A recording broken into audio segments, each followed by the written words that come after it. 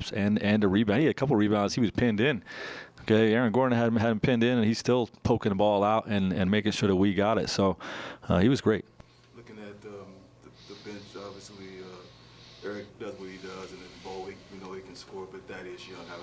Looking what he was able to do. That's the phone call. When a guy gets waived and he's trying to figure out where to sign, it's like, that, I need you to come here and help us win a couple big games, a couple playoff games potentially if we're undermanned. This is the night, where we needed him. And he's got to come in and guard the MVP, for big stretches. And he really played great on both sides of the ball. His foot speed defensively on a bigger guy is a mixed pitch, which was good for us. His deflections, his hands, but he got a lot of offensive rebound tip outs, and then his pocket play. You hit him in the pocket. He's been a 4 most of his career, so he's got that strong left-hand drive, and he made some great paint-to-great plays out of the pocket as well. So it gives us a really good dynamic right there, and that's what we asked him to do when we recruited him to come and sign with us. Clearly, you guys started hot from 3, and it was with Brad. Talk about the finger. It was bothering him. I was watching pregame. Clearly, it was bothering him. He's in a lot of pain. Yeah, just maybe speak to that. But he knocked down his first couple. What did he end up with?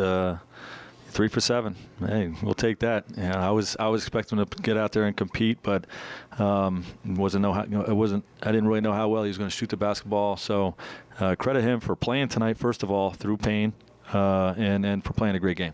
You look at the threes early. How big was that just to start off hot and spreading the ball around?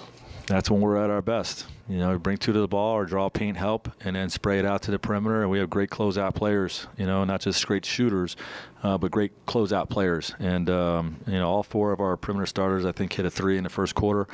We're really trying to work to get everybody involved. Okay, and just strike the right balance, because we know when everybody's involved and everybody's touching it, that the defense is going to be really locked in. That's where you have the best energy game. So a great start and a great full 48.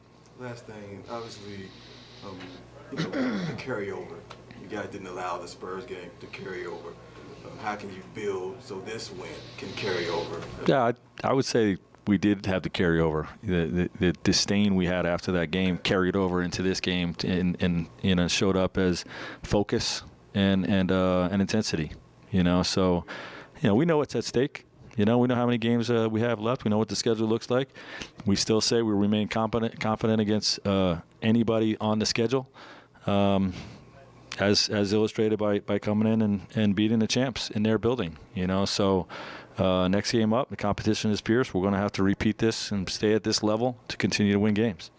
Coach, back to Thad, just talking to him post-game too. How much of an example is he, just the prime example of a player that stays ready for his opportunity and has that patience? A perfect example of it. And you need those guys. And he's been very vocal too, even in games where he hasn't played. Calling guys out if we're not playing the right way. And you need a vet that's coming in, that's going to be able to come in and keep it real. But your voice can only go so far. I mean, he's here to contribute. And the pickup games yesterday were high intensity.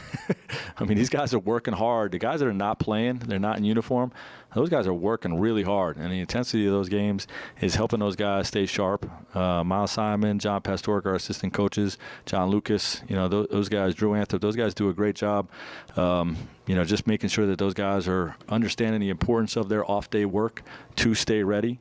And it showed up in Thad's performance tonight.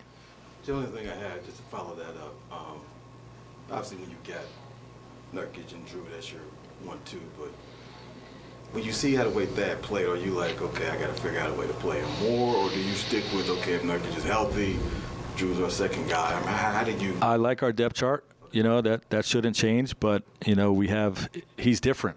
That's why we went out and we didn't go out and get just another guy that's the same as Drew and Nurk. We went out and got somebody that has a little bit of a different dynamic. And, I think in a next man up setting like this, I think it helps. But, if you get into a playoff series where there's a certain matchup that we're struggling against, you have somebody